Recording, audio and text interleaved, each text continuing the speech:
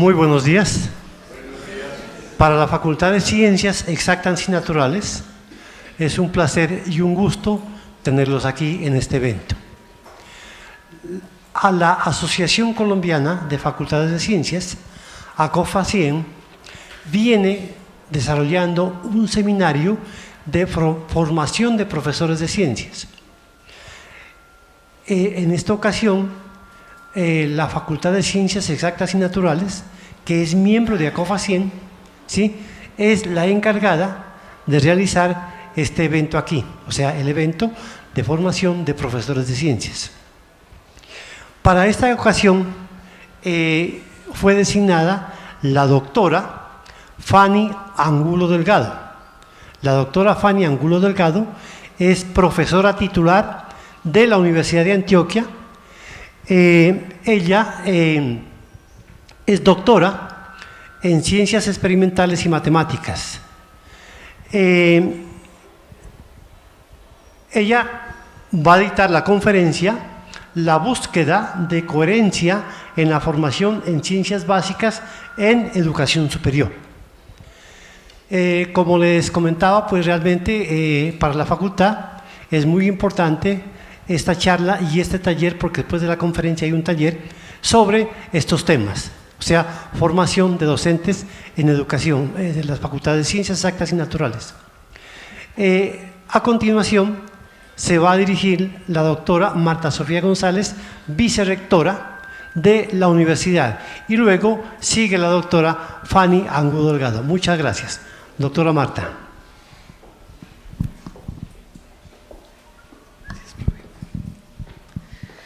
Muy buenos días a todos. Muchas gracias por su presencia aquí en este espacio académico, que para mí es muy agradable porque forma parte de mi casa materna, de mi facultad, de la Facultad de Ciencias Exactas y Naturales. Un agradecimiento al señor decano, al profesor Hernán García, por la organización de este evento. Igualmente mi saludo y gratitud a la doctora Fanny Angulo Delgado por hacerse presente en nuestra universidad y por compartir sus valiosas experiencias en formación de profesores en el área de ciencias. Igualmente saludar a todos mis colegas, profesores de la Facultad de Ciencias Exactas y Naturales, a los jóvenes estudiantes que seguramente van a hacerse presentes, al personal administrativo, a mi compañero el profesor Javier Caicedo, también de la misma facultad. Reciban un saludo en nombre del doctor Carlos Solarte Portilla, nuestro rector. Él no se encuentra en este momento con nosotros, está en otro proceso relacionado con el plan de desarrollo, pero por supuesto está enterado de estos eventos académicos y envía su saludo cordial y de bienvenida para todos ustedes. Para mí muy importante que podamos congregarnos en este espacio académico para poder intercambiar valiosas experiencias, pero sobre todo para que podamos aprender. Nunca nos cansamos de aprender. Toda la vida somos y seguiremos siendo estudiantes, y por lo tanto todas las experiencias, todas las estrategias y todos los tips que podemos recibir para fortalecer nuestra habilidad y capacidad como pedagogos es bienvenida. Esperamos que de este evento surjan nuevas iniciativas. Ojalá que este sea el inicio de una serie de procesos en los cuales queremos fortalecer y continuar fortaleciendo nuestra habilidad y capacidad como profesores. Ya ahora en Colombia, el Ministerio de Educación Nacional no nos habla de competencias, ha eliminado prácticamente el término de competencias y hablamos ahora de habilidades y hablamos de capacidades, y eso queremos, ¿cierto? Adquirir habilidades, destrezas para poder transmitir conocimiento. Muchos de nosotros nos hemos dedicado toda la vida a la docencia, sin embargo necesitamos nuevamente retroalimentarnos y conocer nuevas experiencias y sobre todo buscar esa forma de llegar ahora al estudiante, pero pensando en las nuevas alternativas, en nuevas estrategias y en la nueva tecnología y en la innovación que ahora por supuesto está totalmente a nuestro servicio y que nos debe permitir llegar más fácilmente al estudiante. El estudiante tiene ahora muchas formas de acceder al conocimiento y nosotros debemos ser en este momento mediadores para ese conocimiento. Somos nosotros los artífices de esa formación, pero el estudiante también tiene la posibilidad de aprender por su propia cuenta y es un reto muy importante para nosotros, llegar a ese nivel que tiene el estudiante. Muchas veces el estudiante ahora no sale adelante porque tiene acceso a las redes del conocimiento, tiene acceso al internet, tiene acceso a muchas posibilidades de aprendizaje y nos motiva entonces a que nosotros estemos a la par, que podamos cumplir con sus expectativas y que por supuesto le demos a este estudiante la mejor formación. Entonces, en virtud de nuestra universidad acreditada en alta calidad, la única universidad pública aquí en el departamento de Nariño, pues queremos por supuesto aprovechar este tipo de espacios que nos permitan continuar con esas condiciones de calidad y que nos permitan llegar al estudiante, cumplir sus expectativas y por supuesto ver en este momento entre nosotros como homólogos, como pares, experiencias exitosas con las que podamos compartir y que puedan enriquecernos en nuestro desempeño profesional. Bienvenidos a este escenario, bienvenidos a este espacio. Lastimosamente no me puedo quedar aquí por razones de agenda propias de mi cargo, pero muy contentos de tenerlos aquí, muy orgullosos de que ustedes hagan parte de este grupo y aprovechar este momento para invitarlos. El día martes 1 de octubre les ha llegado ya invitación a varios docentes de la universidad para que podamos discutir y analizar las políticas de docencia que están consolidadas ya por parte de la Vicerrectoría Académica y de la División de Acreditación, Autoevaluación y Certificación, y esperamos que el día martes en un escenario académico podamos compartir, podamos interactuar y logremos darle ya el toque final al documento de políticas académicas que venimos aplicando desde hace algunos años, pero que necesitábamos consolidarlo para que quede como un documento orientador de nuestra universidad. Nuevamente entonces, y para no alargarme, bienvenidos a esta conferencia en la cual vamos a compartir experiencias en la formación de maestros en ciencias. Bienvenida, doctora Fanny. Gracias. Muchísimas gracias por su presencia y este es su auditorio y esta universidad es su casa. Muchas gracias. Tengo micrófono propio. Bueno, profesores, buenos días. Es un gusto, me dijeron que me quedara acá. Es un gusto de verdad venir a la Universidad de Nariño. Primero que todo, permítanme agradecer a esta institución, a la doctora Marta, al doctor Hernán por la bienvenida que me han dado, al doctor Javier,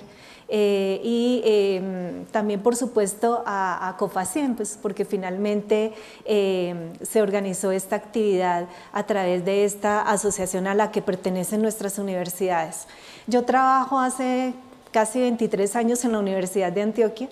Soy profesora de la Facultad de Educación, pero llevo investigando muchos años en una línea que tenemos que es la de formación de profesores de ciencias y de matemáticas.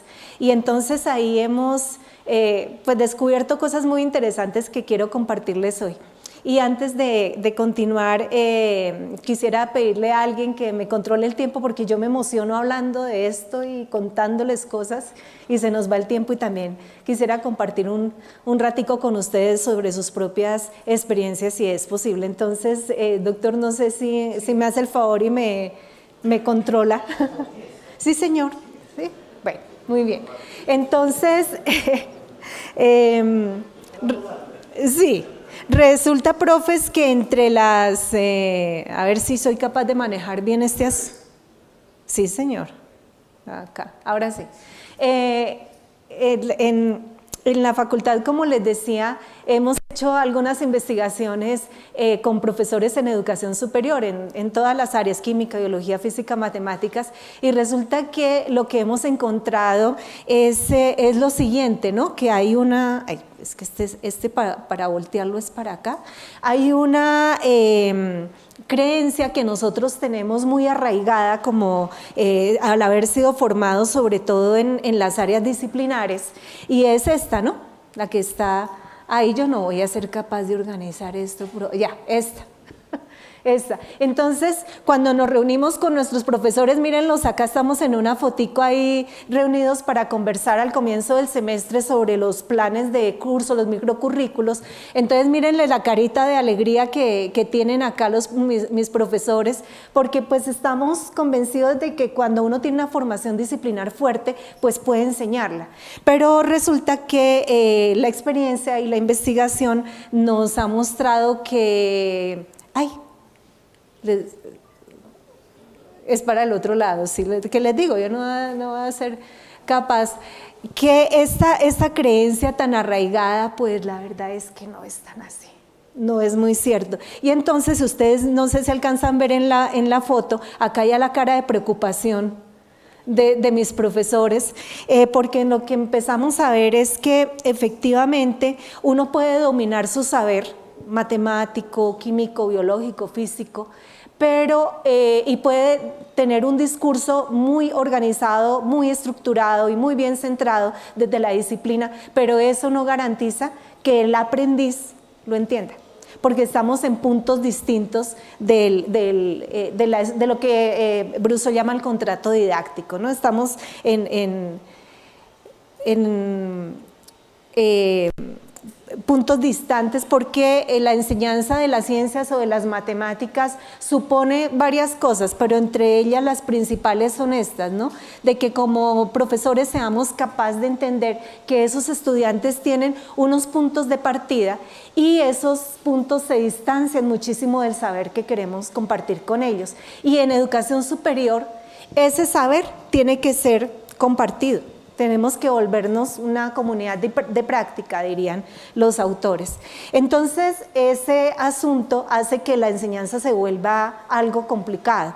Y también que expresar el conocimiento científico o matemático tiene que darse en unos formatos comunicativos que nos permitan establecer una relación con nuestros estudiantes, ¿no? Porque ellos, para la gran mayoría de ellos es muy difícil acercarse a la complejidad y a la abstracción que tienen la ciencia o la matemática. De manera que se tiene que llegar a compartir incluso un lenguaje particular, y es como aprender un idioma nuevo, ¿no? La expresión de las fórmulas en las distintas áreas puede entonces involucrar para el estudiante una dificultad adicional. Entonces, como les digo, saber la ciencia o la matemática de base no es suficiente, porque nos toca entender que estos puntos de partida son claves, que estamos aquí y tenemos que replantear entonces nuestra enseñanza. La ciencia además es un tipo particular de conocimiento, ¿no? Es muy distinto del conocimiento cotidiano. Entonces, implica que si suponemos que nuestros estudiantes elaboren una explicación basada en el conocimiento que les enseñamos en las diferentes áreas, pues elaborar una explicación es algo complejo, porque hay unos procesos cognitivos, ¿no? Y unos procesos epistémicos que en quien aprende suelen ser muy burdos, suelen ser muy iniciales, muy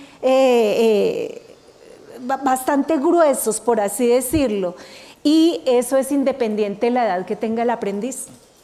Con eso lo que les quiero decir también es que nosotros como seres humanos podemos madurar, ¿no? A medida que los años van pasando, ¿no? Que se adquiere edad cronológica. Pero eso no quiere decir que nuestros estudiantes, cuando llegan a la universidad, que están llegando, no sé, decano, a los 16 o 17 años, están en 15, 16, exacto.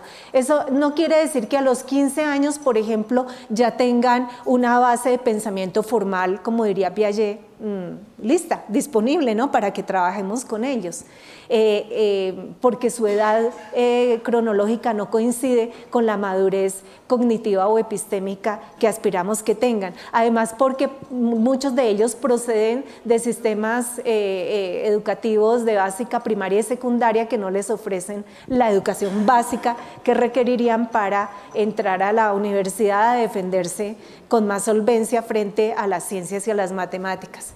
Entonces, este es un reto adicional, ¿no? Comprender ese asunto hace que, sobre todo en los primeros semestres, nos tengamos que replantear muchísimo las metodologías de enseñanza para lograr que la mayoría aprenda.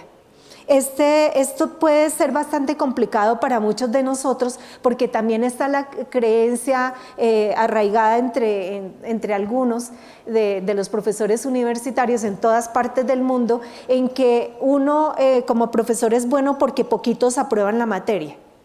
Y eso también se vuelve muy difícil porque nuestra labor no es esa, nuestra labor implica educar a la gran mayoría. Ojalá a todos. Entonces habría que parar de cabeza, darle la vuelta a la ecuación, según la cual la mayoría de los estudiantes serían los que tendrían que aprobar, y aprobar implica también que hayan aprendido, ¿eh? O sea, aprobaron porque aprendieron. Entonces, eso es muy difícil. Y en educación superior nos hemos descuidado mucho con la formación de los educadores porque, insisto, saber la materia implica saber enseñarla. Bien, y lo otro es que si aceptamos que los estudiantes llegan con estas inmadurez epistémica y cognitiva, pues entonces necesita unos apoyos. Y nosotros como profesores tenemos que crear esos apoyos. Por fortuna, ya hay una cierta producción de conocimiento al respecto que se basa en conceptos muy interesantes. Uno de ellos es el andamiaje. El andamiaje es un concepto que surgió en 1976 con 3 psicólogos norteamericanos, uno de ellos bastante conocido, Brunner. Pero fueron 3, Wood, Brunner y Ross. Entonces ellos plantearon que para el aprendiz es importante tener un andamio, de la misma manera como la metáfora de los andamios que se usan para hacer los edificios, ¿no? Y los profesores vamos montando los andamios, pero los vamos quitando en la medida en que observamos que el estudiante va adquiriendo unas habilidades o va logrando los objetivos de aprendizaje que nos hemos propuesto. Crear esos andamios también puede ser complicado porque quiere decir que nosotros reconozcamos cuáles son las dificultades o los puntos de partida que tienen los estudiantes, a dónde los queremos llevar, y teniendo esos 2 puntos identificados, poder crear el andamio correspondiente. A veces esos andamios pueden ser incluso afectivos, ¿no? Entonces nos encontramos en situaciones de aula con los estudiantes en que uno le dice al estudiante, tranquilo, mire, o en asesoría, ¿no? Usted sí puede, lo que pasa es que usted no se tiene confianza en usted mismo, pero usted es capaz de resolver estas ecuaciones, vea, es que usted va a necesitar esto para que el día de mañana profesionalmente resuelva tales tipos de problemas, hágale. Y entonces los estudiantes le cuentan a uno incluso particularidades de su vida personal y uno termina siendo un poco de terapeuta, ¿cierto? Por ahí veo unas caras de asentimiento que dicen, sí, a mí también me ha pasado. Muy bien, profesores. Estos andamios, desde el punto de vista del conocimiento científico-matemático, tienen que ayudar a que los estudiantes se aproximen lo máximo que se pueda al conocimiento científico consensuado. O sea, necesitamos, solamente para limitar el problema al aprender las ciencias o las matemáticas, necesitamos, insisto, en que los estudiantes al final del curso hablen diferente, hablen química, hablen física, hablen matemáticas, hablen en términos de ecuaciones diferenciales, se expresen de ese modo. Entonces, eso, cuando los oímos hablar de esa manera, uno dice, ay, sí, entendió, qué buen maestro soy. ¿Ven? Y este saber científico, a diferencia de los niveles precedentes de la educación, la básica primaria o la básica secundaria, esta exigencia ahí no cabe en esos niveles, en cambio en la universidad sí, porque en la universidad estamos formando profesionales que van a ejercer su profesión en el marco de un conocimiento que es aceptado universalmente. Ok, entonces ese andamiaje, para hacerla, como les decía, lo de la metáfora, implica entonces que el estudiante está en este punto de partida, lo queremos llevar acá, entonces tenemos que construir un puente, digan ustedes, un soporte que le ayude a recorrer ese camino. Y esos soportes han sido, como les decía hace un momento, identificados de distintos tipos. Ahora les voy a mostrar. Unos tienen que ver con la parte más metacognitiva, otros con la parte conceptual en sí del aprendizaje del conocimiento, etc. Y bueno, acá hay una especie de chiste.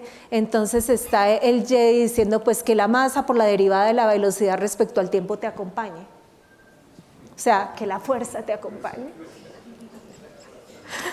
Muy bien.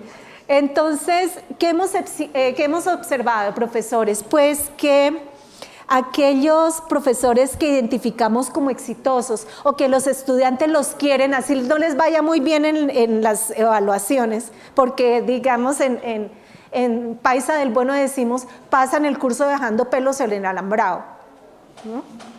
Pero esos muchachos quieren a sus profesores, entonces uno dice, ¿por qué los quieren tanto si pasan apenas raspados el curso?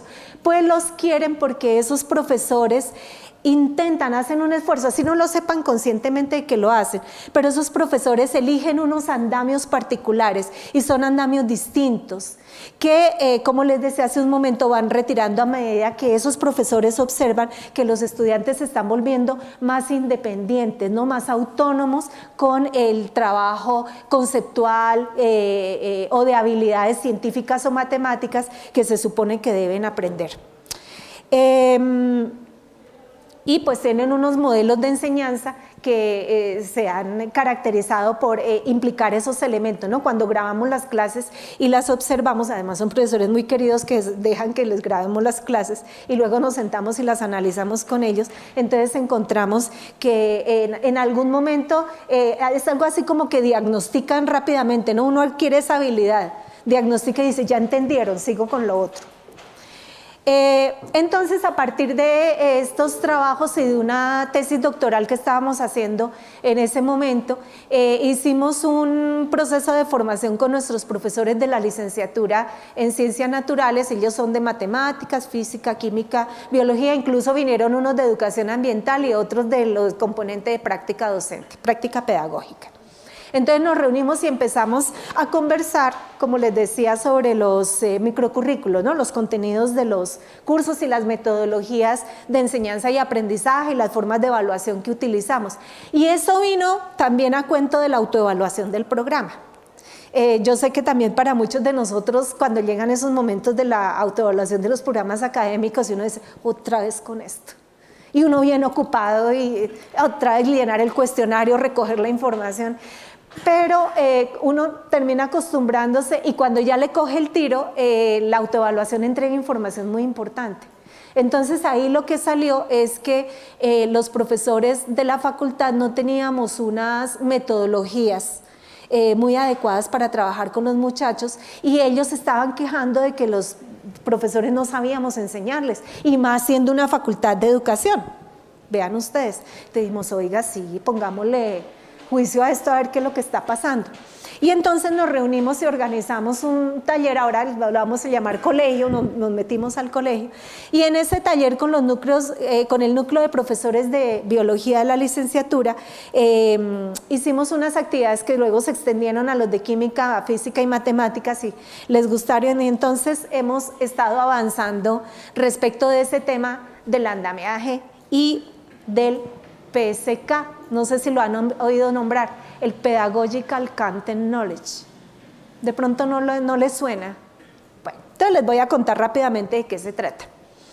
El Pedagogical Content Knowledge, mal traducido, es algo así como el conocimiento pedagógico y didáctico del profesor, ¿no? Y se ha estudiado mucho con profesores de ciencias y de matemáticas. El autor inicial es norteamericano, psicólogo, se llama Lee Shulman, por ahí en 1983 se empezó a hablar de este tema, pero ha venido evolucionando mucho y hoy día está bastante avanzado el modelo. Como modelo es paradigmático, es decir, lo que yo les voy a mostrar es un modelo ideal. Cuando lo llevamos a la práctica no es tan así. Es como cuando en biología, ¿quiénes son aquí de biología? ¿Quiénes somos de biología, profes? Nada más nosotras y la vicerrectora que se nos fue.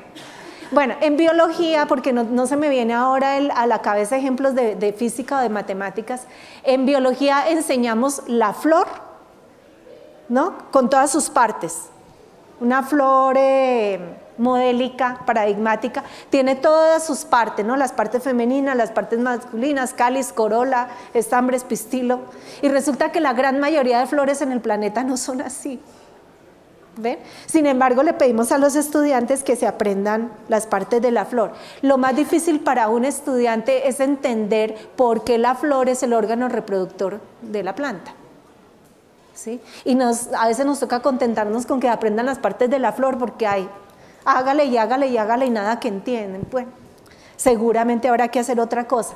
Y es ese tipo de situaciones las que nos colocan justamente en el centro del modelo, ese conocimiento pedagógico y didáctico del contenido. Aquí está con sus siglas en inglés. Estas flechas que están aquí, lo que nos indican es que los profesores hacemos una integración de conocimientos disciplinar, pedagógico, nuestras creencias, lo que creemos de cómo aprenden los estudiantes el conocimiento que les enseñamos, cómo creemos que tendríamos que evaluarlos, en fin, y todo el conocimiento curricular, por supuesto, de qué contenidos tengo que desarrollar a lo largo del semestre. Y esos conocimientos los integramos, pero también reflexionamos sobre eso. Los profesores exitosos, insisto, que los estudiantes también identifican como buenos, a los que quieren más, hacen este tipo de reflexiones. Y el modelo del PCK lo que nos ayuda a entender es que ese conocimiento se organiza en unas dimensiones, que son las que están expresadas aquí alrededor en estos rectángulos. Los profesores orientamos nuestra enseñanza dependiendo, por ejemplo, de las creencias que tenemos sobre los propósitos de la ciencia respecto al aprendizaje de ese conocimiento, ¿no? Y entonces uno en su curso, a medida que trabaja con los estudiantes, dice, les voy a dejar este articulito para que se enteren de tal procedimiento que se hizo para explicar X cosa. Pero también, aquí donde no se ve nada, tomamos decisiones sobre la enseñanza.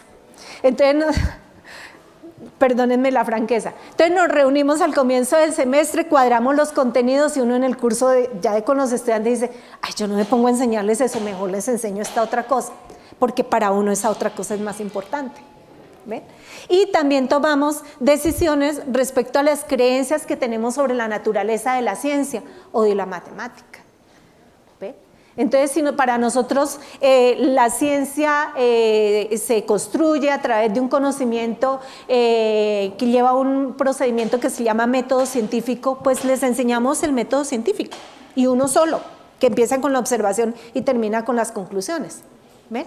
Mientras que para otros profesores hay varios métodos científicos, depende de la naturaleza del problema, depende de las condiciones o circunstancias que nos indican las hipótesis, de los diseños experimentales.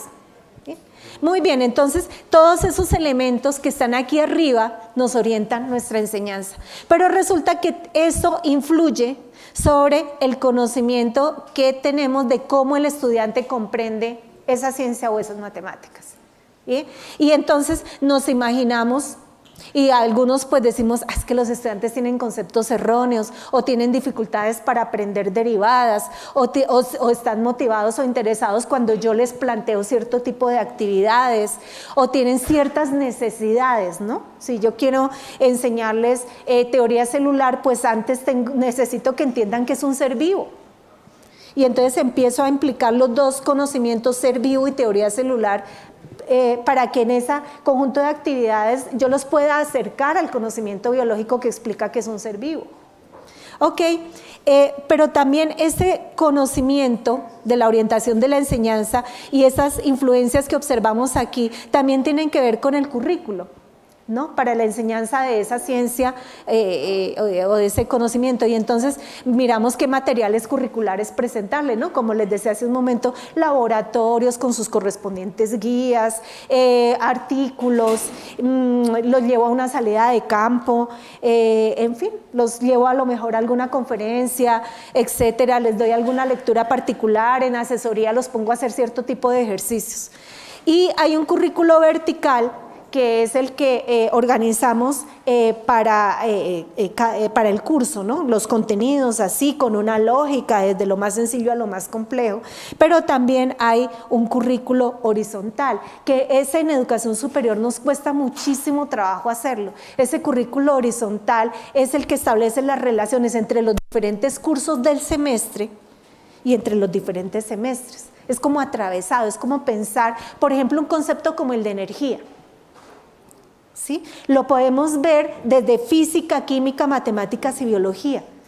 Tan bueno ponernos de acuerdo y trabajar el mismo concepto simultáneamente en el mismo semestre, a ver qué pasa. La noción de cambio, la noción de equilibrio, ¿sí? Ese tipo de conceptos tendríamos que traerlos a nuestra reflexión, aquí a nuestro PSK, del grupo de profesores que armamos los currículos y ensayar a ver qué ocurre, y de pronto nos encontramos con cosas interesantes. Es lo que hemos tratado de hacer, como les cuento, allá en la universidad. Y este conocimiento del currículo pues también tiene relaciones e influencias con el conocimiento que tenemos sobre la evaluación de los aprendizajes. Esta parte de acá del modelo es sumamente interesante porque los profesores, para nuestros estudiantes, para muchos de ellos, de pronto a ustedes les ha pasado, profe, el día del parcial, es que usted dijo que estudiáramos tal cosa y preguntó en el parcial otra cosa. Y para uno es clarísima la relación que hay entre las preguntas que le puso en el parcial y los contenidos que le dio durante el curso. Tendría que ser capaz de responderlo. Pero resulta que solamente los 3 o 4 pilos juiciosos son los que aprueban el parcial. ¿Ven? Entonces ese tipo de situación es la que refuerza la creencia de que es que uno es bueno porque solamente le aprueban poquitos. Y la situación detrás de lo que ocurre es que muchos estudiantes necesitan andamios específicos para aprender a relacionar. Y lo que le estoy preguntando el día del parcial es, todos los conceptos que le enseñé y todas las habilidades que dio desarrollado, relaciónelas y con eso resuelve el parcial. Entonces los 3 o 4 que sí pudieron hacerlo es porque ya tienen mentalmente, cognitivamente desarrollada esa habilidad. Entonces la evaluación en las investigaciones en todo el mundo se vuelve el conocimiento que queda como alejado, como apartado, como desvinculado de todo el resto de dimensiones del conocimiento. Y termino con el conocimiento de las estrategias y representaciones para la enseñanza de las ciencias o de las matemáticas. Claro, tenemos un repertorio de actividades de enseñanza y asumimos que nos funcionan con respecto al conocimiento que tenemos de cómo el estudiante comprende la ciencia. Y resulta que a veces no, porque el artículo puede tener un lenguaje tan complejo que resulta confuso para el estudiante. Entonces de pronto lo leen por hacer la tarea, pero no entendieron nada. Entonces, ¿cómo hacemos para evaluar si las actividades que estamos pensando acá, que son parte de nuestro conocimiento como profesores, tienen que ver con todos estos elementos? Ese trabajo, entonces, como les cuento, pues lo hemos venido avanzando en la facultad y nos reunimos, charlamos un ratico sobre cómo sé que mis estudiantes están entendiendo, ¿no? Y resulta que muchos de nosotros a lo largo de nuestro trabajo docente aprendemos a responder esa pregunta como de una manera muy intuitiva. Yo creo que les ha pasado, uno dice, sí, yo ya sé, ellos entienden cuando hacen tal cosa. Lo interesante es traer al plano, digamos, consciente, ese tipo de intuiciones y sacarle el provecho a eso, porque a todos nos sirven. Oiga, ¿usted cómo hace? Ve, ¿y eso le funcionó? Ah, bueno, entonces, a ver, yo lo voy a ensayar a ver si me va bien. Y resulta que nos está yendo un poquito mejor. Porque cada profesor, cuando cuenta su experiencia sobre aquello que le funciona y aquello que no le funciona, pues entonces establece esas conexiones entre las diferentes dimensiones de su PSK, que es muy particular, es muy individual, y eso le ayuda a replantearse ciertos elementos de su práctica docente y de su propia formación como profesor. Y aquí tenemos un ejemplo de un PSK, de un profesor de biología de la facultad. O sea, ¿se acuerdan del modelito anterior así tan complejo y todo eso? Sí, el que es ideal. Noten ustedes, por ejemplo, que la orientación sobre la enseñanza se nos quedó sin ninguna relación con respecto a estas otras. La evaluación, sí le encontramos relación con el conocimiento de cómo aprenden la ciencia los estudiantes y las estrategias de enseñanza, y también la relación con el conocimiento del currículo. Pero este elemento surgió de manera muy interesante, eso fue a partir de una tesis doctoral que estábamos desarrollando, y el conocimiento del contexto, que para muchos de nosotros es importante, se quedó aislado para este caso de este profesor o profesora, con lo cual nosotros decíamos, ve, tan chévere tener el mapa del PSK de cada uno de los profesores de la facultad, porque eso, cuando uno de profesor lo ve, dice, ¡ay, cómo así! O sea que yo no estoy, yo en la entrevista digo que oriento mi curso desde una perspectiva epistemológica de la ciencia basada en una construcción, pero cuando vemos lo que pasa en su clase de ciencias, esto no aparece. ¿Ven? Entonces esto es un mapa, de hecho así se llama el mapping, el PSK mapping, nos ayudó a entender desde esa postura más de la interrelación que ocurre en la clase de ciencias, del poder interactuar profesor-estudiante conversando en torno a un conocimiento científico particular usando el lenguaje propio de esa ciencia. Ahí notamos que si estas relaciones no existían, pues seguramente el día de la evaluación el profesor va a preguntar ciertas cosas, pero las metas básicas de la educación de esa persona que se va a ir a ejercer como físico, como matemático o como biólogo, van a quedar eventualmente diluidas. Y eso era un poco lo que los estudiantes identificaban con lo de las estrategias de enseñanza. En últimas decían, nuestros profesores no saben enseñarnos.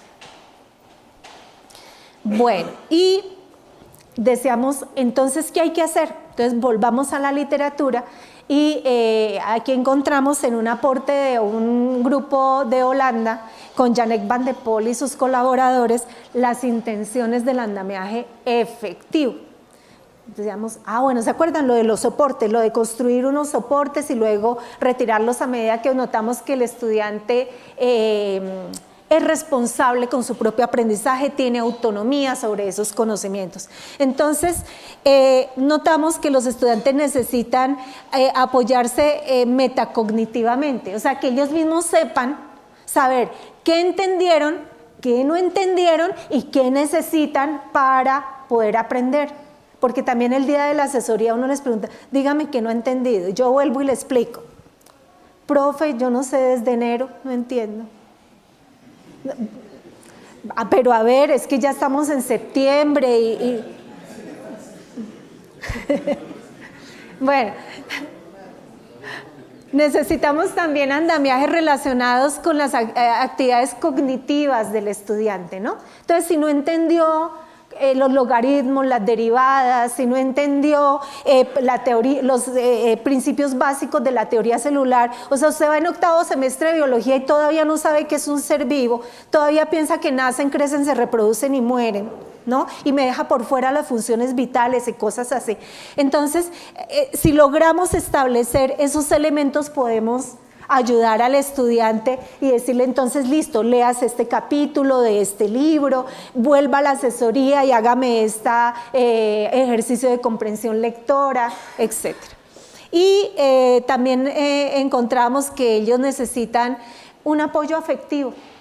Sí, profes, lo necesitan, porque resulta que muchos de ellos llegan a la universidad sin siquiera saber por qué se entraron a hacer esta carrera. En la casa no pueden llegar a la casa porque ahí no hay un ambiente adecuado ni para vivir ni para estudiar, menos. Llegan a dormir a la casa, en el mejor de los casos. No cuentan con su familia también para apoyarlos. Y miren que todos los seres humanos necesitamos que alguien nos apoye. Nos diga, sí, está haciendo esto bien, ánimo, que eso no es tan difícil, haga el esfuerzo, vea que por la familia usted va a ser el primer profesional de la familia, cosas de esas, ¿no? Entonces los profesores nos volvemos de algún modo el apoyo afectivo que necesitan los estudiantes. Y a veces nosotros no estamos preparados tampoco para eso. ¿Ven? Porque entramos acá para enseñar una ciencia, no para hacer de educadores.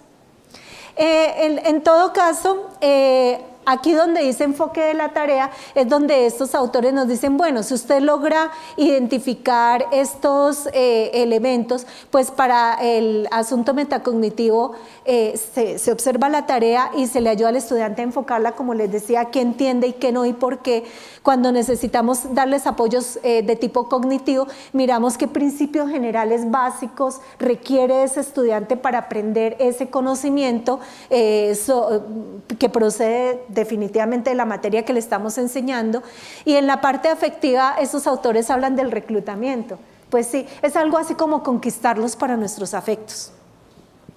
Entonces vuelvo a la historia que les contaba hace un rato, porque hay profesores que siendo muy exigentes y los estudiantes los quieren mucho, ¿no? Porque los han reclutado, ¿no? Entonces esos muchachos siguen incluso haciendo maestría o doctorado en la universidad, o por lo menos en el área, incluso en el área en que uno estuvo trabajando con ellos, ¿no? Muy bien, y esta sí que es importante, el control de la frustración. Porque en el primer parcial les fue mal y entonces ya el estudiante se autoconvence de que no es capaz y esa falta de control sobre la frustración le forma un bloqueo emocional, dicen los especialistas. Entonces nos toca también ayudarlos a entender que a lo mejor en el primer parcial no le fue bien porque no estaba preparado, pero que sí tenemos este otro tipo de soportes, podemos ayudar. Y aquí aparecen unos medios que muchos de nosotros utilizamos. Entonces en esas charlas donde están las foticos de los profesores, las analizamos, qué estrategias son, cómo los cuestionamos, cómo los leemos, revisamos el diagnóstico y volvemos a cuestionarlos. Entonces se vuelve un modelo de enseñanza en el cual estamos diagnosticando permanentemente. Y las estrategias de intervención están aquí enlistadas, pero puede que haya otras, ¿no? Hacemos retroalimentación, les damos consejos, a veces los matamos a punta de consejos, los instruimos, toca explicarles cosas, toca modelar para ellos. Nos hemos encontrado en los datos que tenemos de estos profesores que nosotros cuando enseñamos nos volvemos un modelo a seguir por nuestros estudiantes, incluso hasta en cómo nos vestimos o cómo hablamos. Ellos nos imitan. Conscientemente o no, pero nos imitan. Con lo cual, si nosotros nos volvemos también un modelo de pensamiento para ellos, dicho de otra manera, si durante la clase le damos más tiempo a explicitar los pasos que seguimos para resolver ciertas cosas, eso ayuda muchísimo a los estudiantes, porque para ellos ya somos un referente. Entonces, si yo me demoro un poco más diciéndole, ¿cómo desgloso los pasos mentales que tengo que seguir para resolver ese problema, para entender una ecuación en química o para comprender la relación que hay entre el laboratorio de química de ese día y lo que vimos en la teoría, ¿no? Sobre energía, en fin, sobre enlaces químicos, y yo me detengo a explicarles un poquito más eso, ganamos muchísimo en comprensión porque les enseñamos a relacionar, que es de las habilidades científicas más difíciles. Ok, entonces nos pusimos a pensar, bueno, ¿qué apoyo requieren mis estudiantes. Y entonces ahí debíamos tener en cuenta, como estábamos trabajando en ese momento con profesores de biología, decíamos, pues es una ciencia y como tal está organizada en modelos. Y con esos modelos y teorías explicamos el mundo. Yo tengo que abrir en mi clase un espacio para traer fenómenos naturales que ocurren en la cotidianidad y decirle al estudiante, utilice ese conocimiento que hemos trabajado en la clase para que pueda explicar el problema o la situación que yo le estoy colocando. Y la otra situación a tener en cuenta es que los estudiantes necesitan que les enseñemos a utilizar esos modelos. No vale que se los preguntemos el día de la evaluación. ¿Sí ven? El objetivo de nuestra clase puede ser, de nuestro curso, puede ser que el día del parcial usen el modelo de termodinámico para explicar tal cosa. No lo pueden hacer porque antes, durante la clase, no han tenido oportunidad de utilizarlo.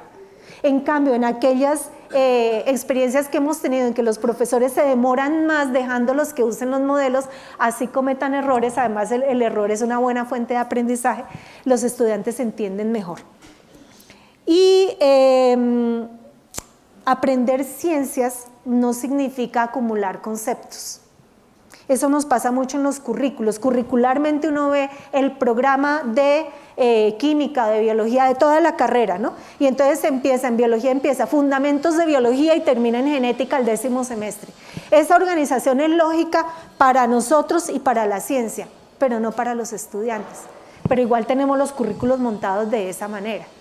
Entonces el asunto está en que esa acumulación de conceptos no resuelve el problema de usarlos de manera lógica, argumentativa y relacionada para que puedan entender los fenómenos que deben enfrentar.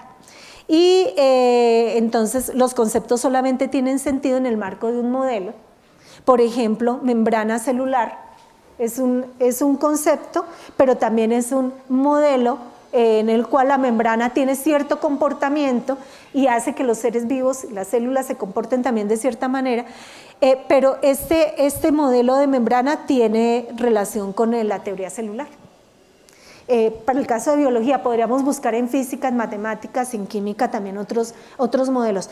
Cuando logramos que los estudiantes epistemológicamente comprendan ese tipo de relaciones sobre el conocimiento que están aprendiendo, se facilita muchísimo que entiendan más cosas. Y todo este trabajo ha sido una experiencia de búsqueda de coherencia.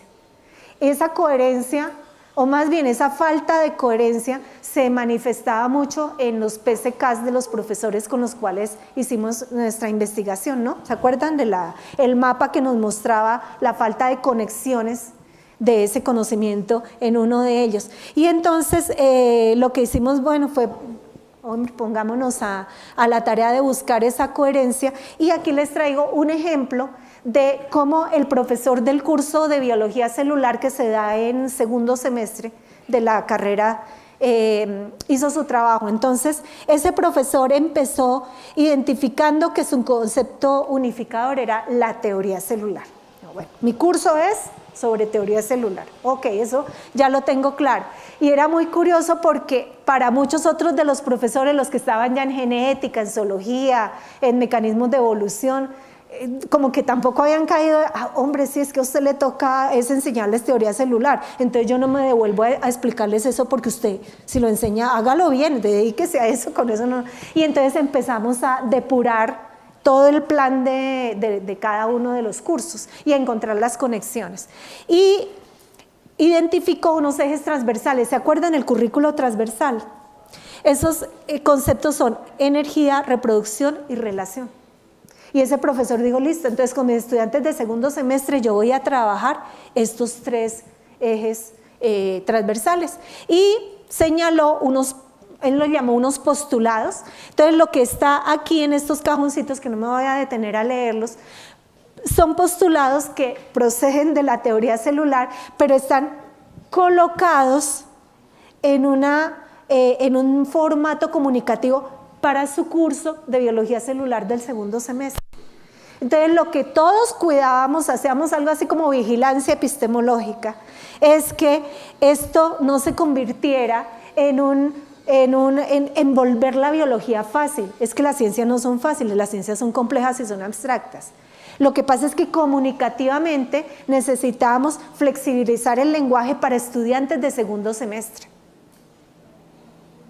¿Ven? Entonces, ya con eso en mente, decíamos, bueno, listo, entonces, ¿cuáles son los conceptos estructurantes? Decía el profesor, ¿qué necesito para desarrollar lo que está aquí en función de enseñarle biología celular a estudiantes de ese nivel de formación?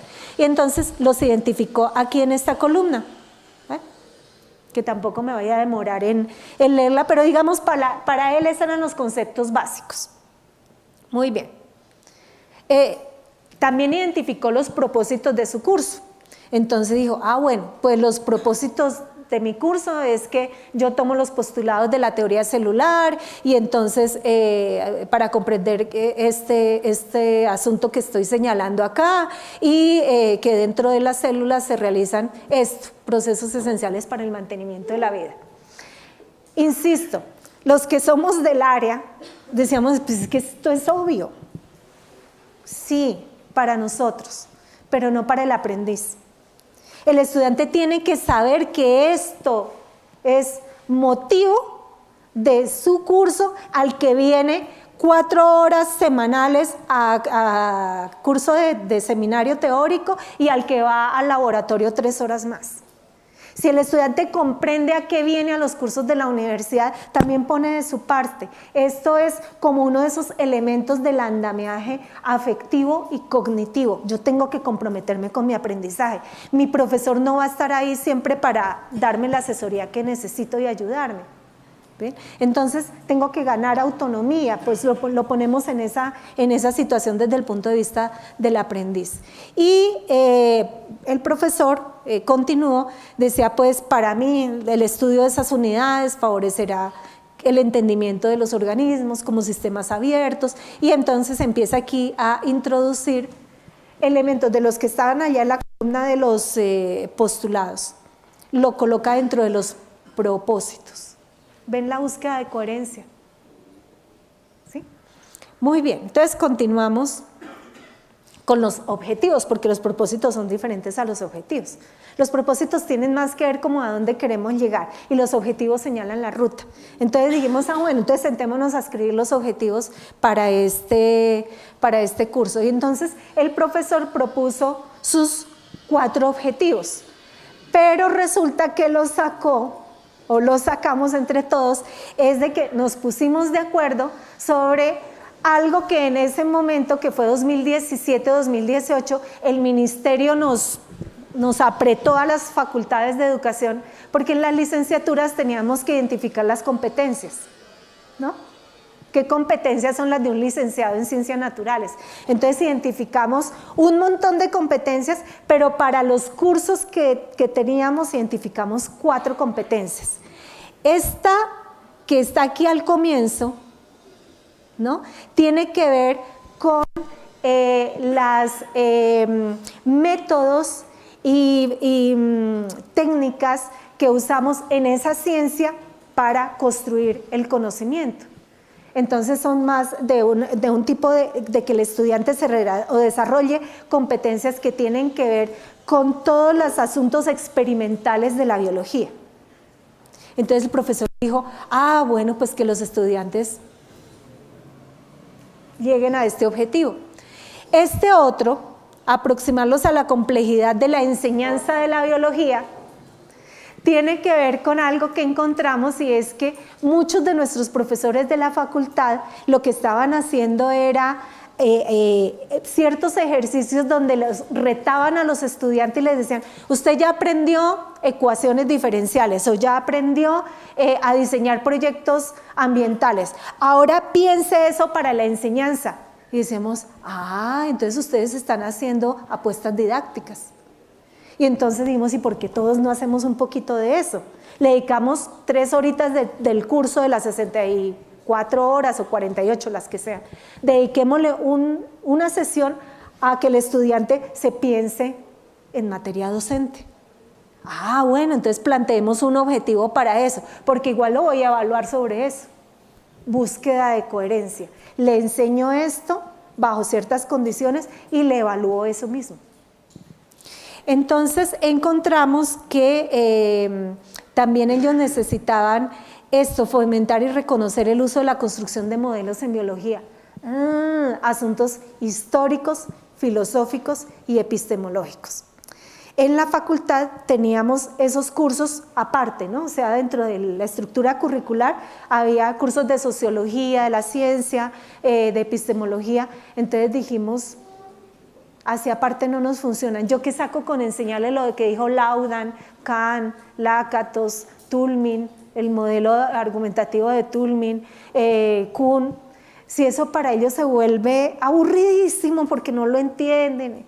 De hecho, los documentos son muy pesados para leerlos, entonces decíamos, no, pues más bien en el curso miremos de qué manera esas formas que son metacientíficas de explicar cómo se ha construido el conocimiento, cómo le podemos enseñar al estudiante sobre eso. Entonces, vea, identificar algunos de esos modelos y les contamos cómo se han construido. Y este último, promover la producción e interpretación de textos, porque todos nos quejamos, yo era la primera, les decía, yo los recibo en séptimo o octavo semestre y no saben ni leer ni escribir, y ya van en octavo semestre y ya casi se van a graduar.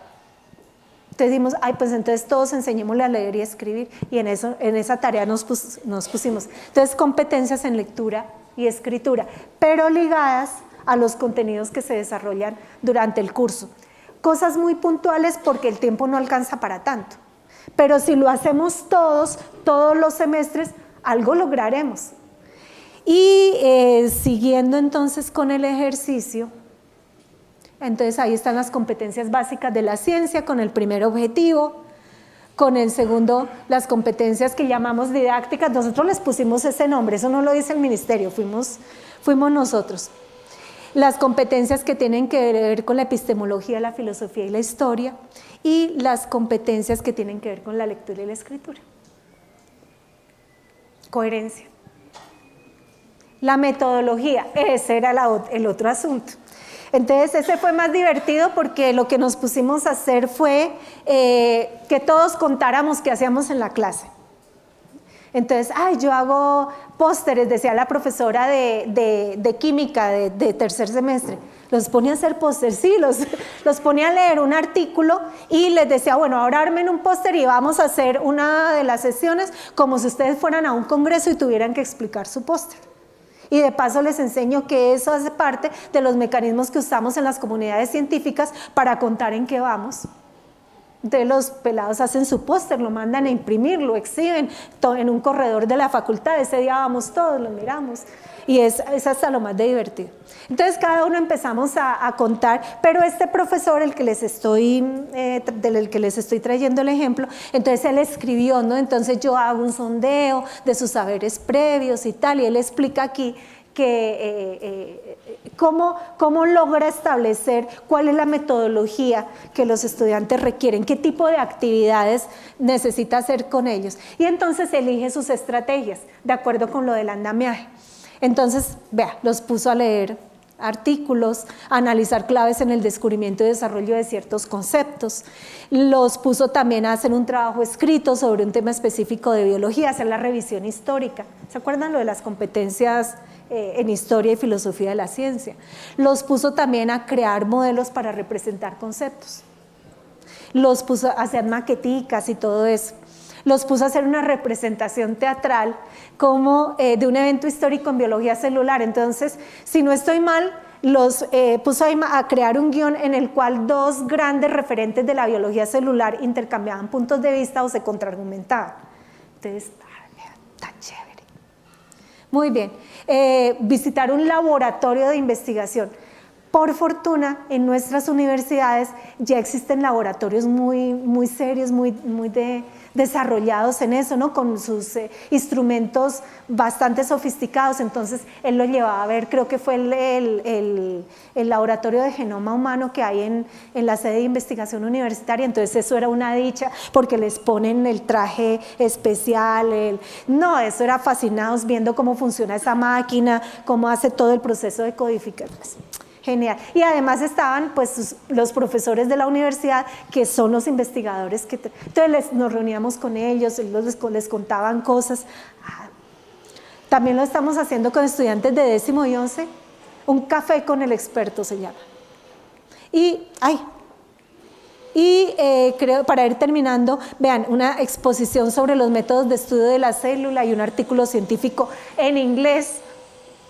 Sí, porque metimos 5 niveles de inglés en el currículo. Y las prácticas de laboratorio, por supuesto, no pueden faltar, porque esas se relacionan directamente con los métodos de la ciencia para su propia construcción y comprensión. Y entonces venía ya la evaluación, y para este profesor fue muy interesante porque él me decía proceso de evaluación y de calificación. Porque es que usted nos dijo, porque es que usted nos dijo que una cosa es evaluar y otra es calificar. Sí, efectivamente. A lo largo de todo el curso podemos evaluar. Lo que pasa es que no necesariamente una actividad conduce a una calificación. ¿Ve? Yo les decía, usted está evaluando cuando se da cuenta de que el estudiante ya no necesita más de su apoyo. Los estamos evaluando constantemente. ¿Ven? Pero identifique qué es lo que les va a calificar y dígales qué les va a calificar. Dígales cuáles son las fuentes de esas calificaciones. Y entonces ahí logramos que el profesor redactó esto para sus estudiantes, como si se dirigiera a ellos. Entonces las sesiones teóricas son un 75% y se les evaluarán también las actividades realizadas en clase y tal, ¿no? Hace como una explicitación de los criterios de evaluación. Y entonces aquí lo hace un poquito más desmenuzado y lo relaciona ya con las actividades específicas de evaluación. Entonces, nuestros parciales. 3 parciales incluyen tal cosa. Y el profesor decía, sí, es que estos parciales tienen que ver con estas competencias. Tengo que evaluarles eso. Esta otra fuente de evaluación, el trabajo escrito sobre un tema específico y tal, vale tanto, tiene que ver con las 4 competencias, porque como es un trabajo escrito, ahí vemos lo de la lectura, la escritura, las habilidades básicas de la ciencia, la comprensión de asuntos de corte didáctico. La exposición para él fue otra fuente, entonces decía, esta tiene que ver sobre estas otras competencias. Como les digo, el profesor identificó para cada una de sus actividades algunas que iban a conducir a una calificación y con cuáles competencias tenían que ver. Y los famosos seguimientos, ¿no? Quizzes, talleres y demás. Entonces, también con las 4 competencias los relacionó. Y aquí a lo último aparece otra, lo de los modelos, es que no se ve, sobre la competencia epistemológica. Y entonces sobre la práctica de laboratorio también identificó la preparación del laboratorio y demás, con qué competencia está relacionada, los quizzes, los informes de laboratorio. Y recuerden estos numeritos, profes, estos que están acá, que son las de las diferentes estrategias. Recuerden esos números del 1 al 7. Ok, entonces estos otros que son de la parte teórica, que están acá, estas letras, ¿vale? También recuérdenlas. ¿Listo? Muy bien, entonces con eso en mente, es que no sabía de qué manera explicarles este cuadrito que hizo el profesor. En este cuadrito están, ¿se acuerdan los conceptos estructurantes que les mostré al comienzo? Que él identificó, biomoléculas, diversidad, genoma, estructura celular, ciclos, lo que para él era importante. Aparecen aquí. Aquí están las competencias básicas que identificamos para nosotros. Y acá dice actividad con calificación. Entonces el numerito y indica qué les evalúa, cuáles de esas actividades corresponden con qué les evalúa para cada uno de los conceptos. Pero la calificación está aquí en la columna de este lado, en la última, en la amarillita. Entonces A1, C y E es lo que corresponde con esas actividades que les mostré hace un momento. Y ya esto, pues ya teniéndolo así, pues era más fácil que volcarlo al formato de programa de curso. Y este mapa tan complejo, profes, que aparece ahí, tengo que confesarles, no es el de este profesor, pero estoy convencida de que si mapeáramos el PSK de ese profesor, sería más o menos así de complejo. Porque en ese esfuerzo que hizo de encontrar coherencia entre los diferentes elementos de su curso, aparecen los modos de relacionarse, hay unas flechas que por fuerza son más, unas relaciones que son más gruesas la flecha que otras, estas pues a lo mejor son más débiles todavía, pero lo que insisto es que cuando hacemos el ejercicio de trabajar más conjuntamente, de entre todos ponernos de acuerdo, no solamente sentimos un apoyo en equipo, que eso es necesario también porque hay días que son muy frustrantes en la docencia, sino que logramos con los estudiantes más cosas y ellos ven en nosotros también es un trabajo en equipo. Aquí están mis datos si me quieren llamar, si quieren escribir, si quieren ir a hacer una pasantía, si quieren hacer el doctorado. En fin, pero les agradezco muchísimo y quiero ahorita escucharlos y nos quedan unos minuticos, 10 minuticos antes del taller, entonces si quieren compartimos alguna cosa. Muchas gracias otra vez por esta invitación. Bueno, si alguien quiere hacer preguntas.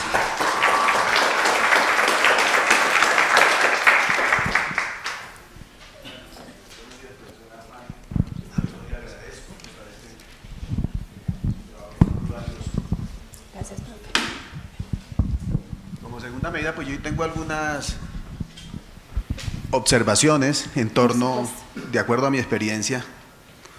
Creo que todo yo considero de que en ciencias naturales experimentales, ciencias experimentales voy a hablar exclusivamente, porque yo pertenezco al área de química. Lo primero que yo veo es que en el ejercicio de uno como docente no se enseña, la ciencia no se enseña. Para mí personalmente la ciencia se aprende y el oficio del docente es facilitar ese aprendizaje, es precisamente explorar lo que el estudiante sabe y con base en eso establecer el puente del que usted hablaba. Es lo primero que pues la primera consideración que hago. Como segunda medida, veo que no solamente aquí en nuestra universidad, no, a nivel nacional, he tenido la oportunidad de compartir con otros programas de química. El principal inconveniente que existe es precisamente la descontextualización de los contenidos. Y precisamente refleja eso en la poca importancia que le damos a la experimentación. Resulta que si nosotros revisamos, la ciencia se ha construido históricamente es a partir de la experimentación y de pequeños avances. Y nosotros pretendemos, ese precisamente también era un problema que usted abordaba, pretendemos en un curso tratar de, digamos, que una persona maneje unos ciertos conceptos que se han construido durante muchos años. Yo personalmente pienso, nomás usted ahí mostraba un ejemplo de un profesor donde decía la experimentación, el 25%, ¿sí? De una manera bastante cuadriculada, sí, pues es la razón, ¿no? Que también ocurre aquí en nuestra institución. Aquí dice, no, es que el laboratorio debe valer sí, y fuera de eso, el laboratorio como lo construimos, que creo que es otro problema, El laboratorio hay que saber, las prácticas de laboratorio hay que saberlas construir, esas se construyen con el mismo estudiante, se deben construir con el mismo estudiante. ¿Sí? Porque en torno a eso es que precisamente el estudiante debería construir sus conceptos teóricos, no lo contrario, lo que estamos haciendo. Nosotros pretendemos ir a vaciar una cantidad de contenidos teóricos y con base en eso desarrollar una experimentación, cuando la ciencia hizo todo lo contrario. Estoy hablando de ciencias experimentales, por eso llaman ciencia experimental. Entonces yo pienso que esa es una de las grandes falencias que hay, y otra es precisamente la descontextualización. La forma más que garantiza de que las personas aprendan es cuando contextualizan en su vida cotidiana, precisamente situaciones que tienen que ver con la aplicación de algunos conocimientos. Sí. Muchas gracias, eso es. Muchas gracias, profesor. Yo creo que estamos absolutamente de acuerdo en lo fundamental. Voy a referirme más en particular al tema de la experimentación. Creo que se ha vuelto un asunto de hacer las guías de laboratorio en el laboratorio, pero pocas veces le damos al estudiante la opción de diseñar hacer sus propios diseños experimentales, y eso es absolutamente necesario en la ciencia. A mí me preocupa en particular los laboratorios virtuales. De pronto seguramente a muchos de ustedes les ha ido bien con eso, pero el hecho de manipular, por ejemplo, los vasos, los de vidrio en el laboratorio de química, y entender por qué esos frascos tienen esa forma, eso no es gratuito. O sea, para el estudiante es importante comprender por qué un matraz es de ese modo, por qué Pasteur tuvo que hacerle el famoso cuello de cisne a los matraces, cuál es la relación de esa disposición para el desarrollo, en este caso, de una ciencia. Entonces, en los laboratorios virtuales se solucionan el tema de no tener la infraestructura para eso, pero yo creo que para uno como estudiante de ciencias es necesario tener la posibilidad de hacer eso, de cometer errores, de hacer malas las cuentas cuando diseña una fórmula, en fin, pero sobre todo la posibilidad de cómo haríamos una titulación bajo estas condiciones, por ejemplo, ¿no? Entonces, creo que eso se descuida mucho, y además porque administrativamente a lo mejor también a ustedes les pasa que los laboratorios tienen ya una organización, y entonces el día del laboratorio tal no coincide con el tema en teoría que yo llevo. ¿No les ha pasado? ¿Cierto que sí? Entonces eso se vuelve un asunto, y hay que hacer además esa práctica, no se puede hacer otra, porque no les dejamos la oportunidad de hacer otras prácticas con el mismo tema, pero con otras prácticas y puestas en contexto. Gracias, profe.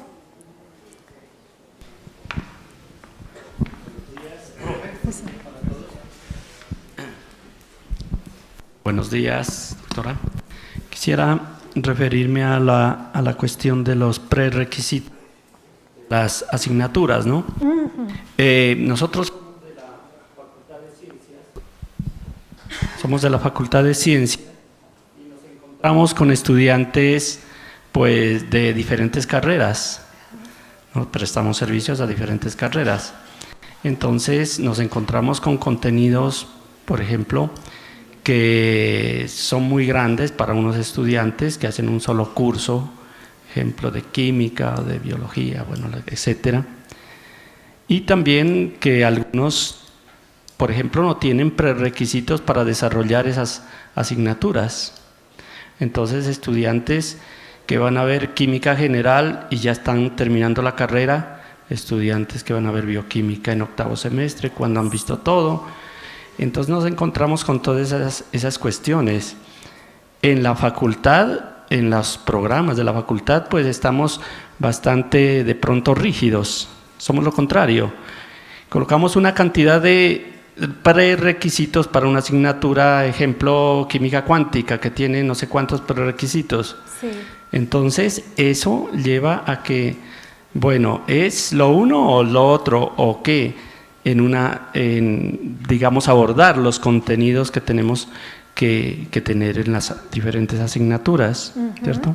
Sí, señor.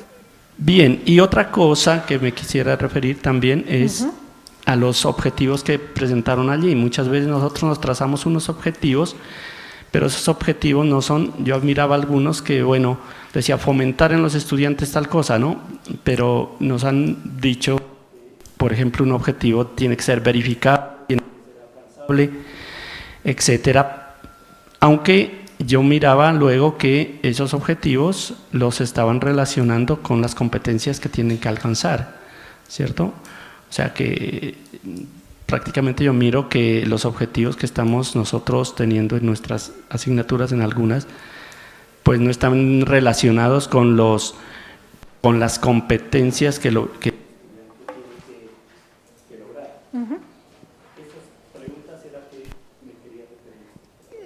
Claro que sí, profesor. Antes que la doctora responda a la pregunta, quedan invitados al taller, que es en el bloque 3, tercer piso. Ahí habrá un refrigerio y después del refrigerio entraremos a hacer el taller. Muchas gracias. Doctora, siga. Gracias, decano. Sí, profesor, el comentario que nos acaba de hacer sobre lo de los prerequisitos nos pasa a todos, o sea, nosotros estamos igual llenos de prerequisitos porque pertenecemos a una cultura de la educación superior en la cual hay que acumular conceptos.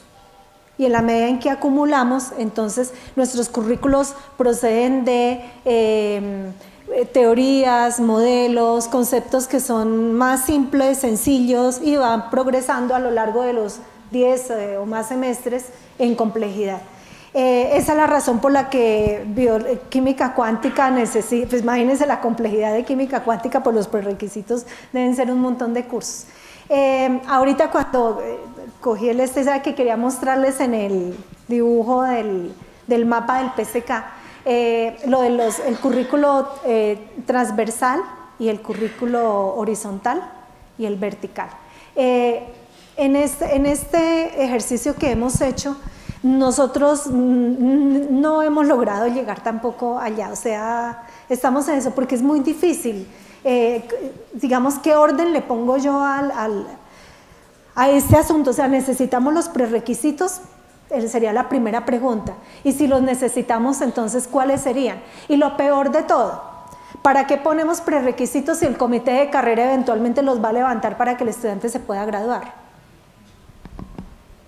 Es que miren que somos un poco, digamos que ese tendría que ser un motivo para que los profesores en la facultad, digamos en estos seminarios, se reúnan es para hablar de ese tipo de cosas, ¿no? Que todos nos pongamos de acuerdo.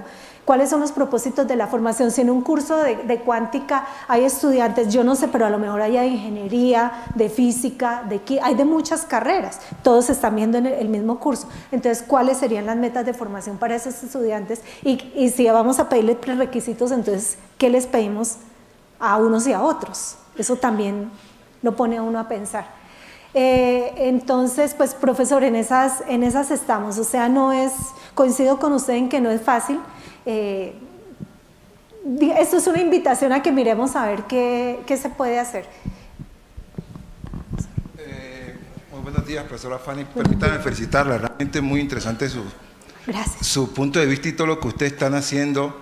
Y se ve la motivación que ustedes tienen porque el estudiante alcance, por brindarle al estudiante todas esas oportunidades y opciones para que ellos alcancen esos objetivos y propósitos que nosotros queremos. Pero a mí me llama la atención algo, o me gustaría saber si ustedes tienen algo en sus estudios han trabajado este tema, y es que, bueno, la motivación la podemos tener los profesores, pero ¿cuál es la motivación que debería tener el estudiante o que el estudiante tenga que brindarnos a nosotros para que eso que nosotros queremos hacer realmente les llegue a ellos?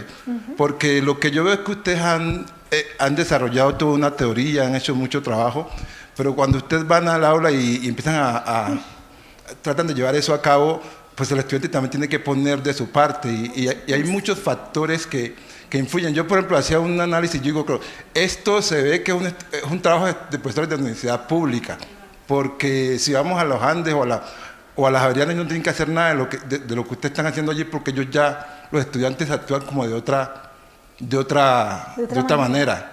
Entonces, en ese sentido, a mí me gustaría saber si ustedes han indagado por ese... Todos los días, profesor, porque es que usted ha preparado su clase y uno les lleva una cosa, le lleva un video, hacen la práctica de laboratorio algún ajuste, y estos benditos muchachos allá con el celular, chateando. ¿Cierto que sí?